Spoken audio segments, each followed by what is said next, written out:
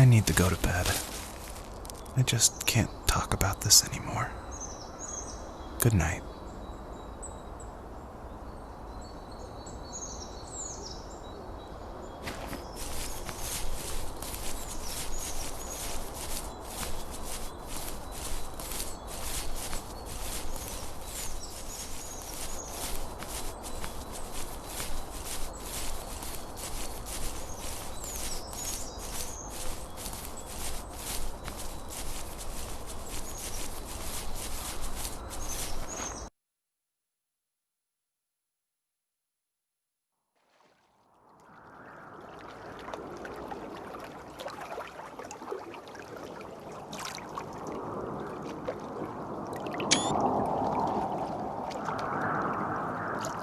Joseph, you can't go to sleep feeling like this.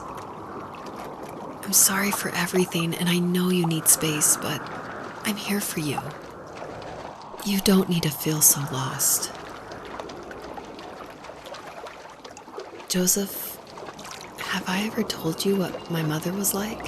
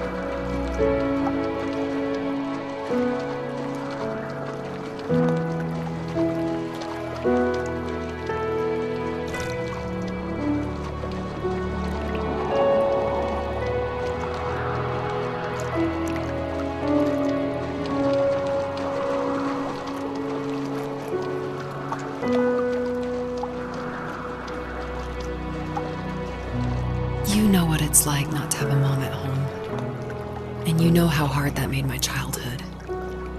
What helped me was watching the birds in the morning before the school bus came.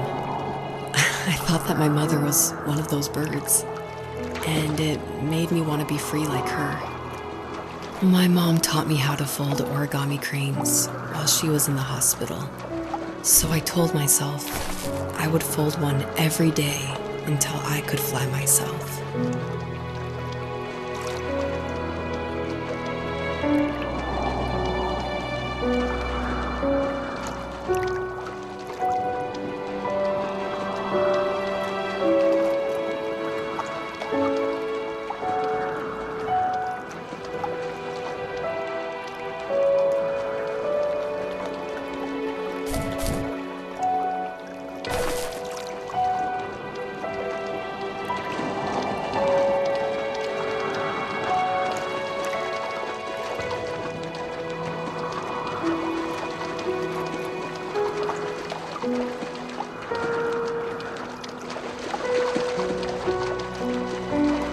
I think we both have always loved animals, and for me that love started with a dog.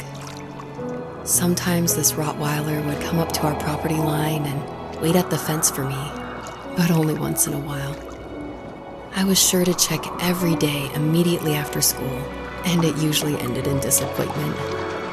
I would even steal money from my passed out dad just so I could buy these off-brand dog biscuits.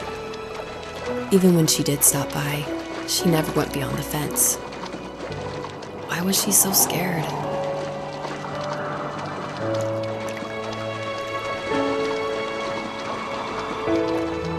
I think my dad was the opposite of your dad in almost every way, except he was in the military as well. He coped with alcohol of every kind. The trailer started falling apart, he got angry, and I withdrew.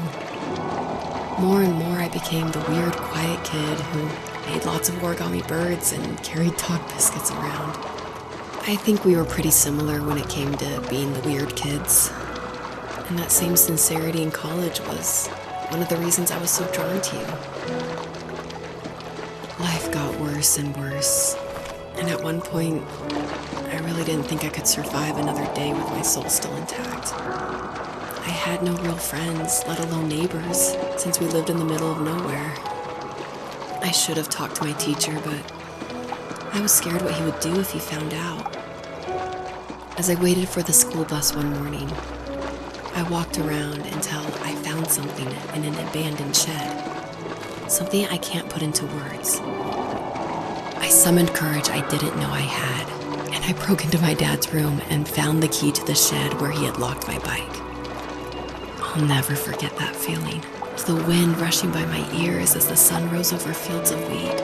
I was flying for the first time. I biked as far as my legs could take me until I found a house that felt friendly and that felt like home. Those strangers helped me in so many ways. And if it wasn't for them, I wouldn't have found my foster family. And if it wasn't for my parents, I wouldn't have met you. You have strength, Joseph, and you're not as alone as you think. It's all just so pointless. Just waiting for life to happen. It's like having the home I always wanted is cursed out of my reach. The thought of being a parent myself. How could I do that when I couldn't even be a good son? I'm sorry. I know what you're saying. I just don't know how things will work out. These quiet hours will turn into years. We'll wonder which roads passed us by. Then we'll forge a new road together. Besides, I discovered for myself that one fateful morning where any hopeful road leads to. There may be thorns and mist, but it always leads to the same thing. And what's that? Family. I'm so glad that you're part of my family, Rachel. And I'm glad you're part of mine.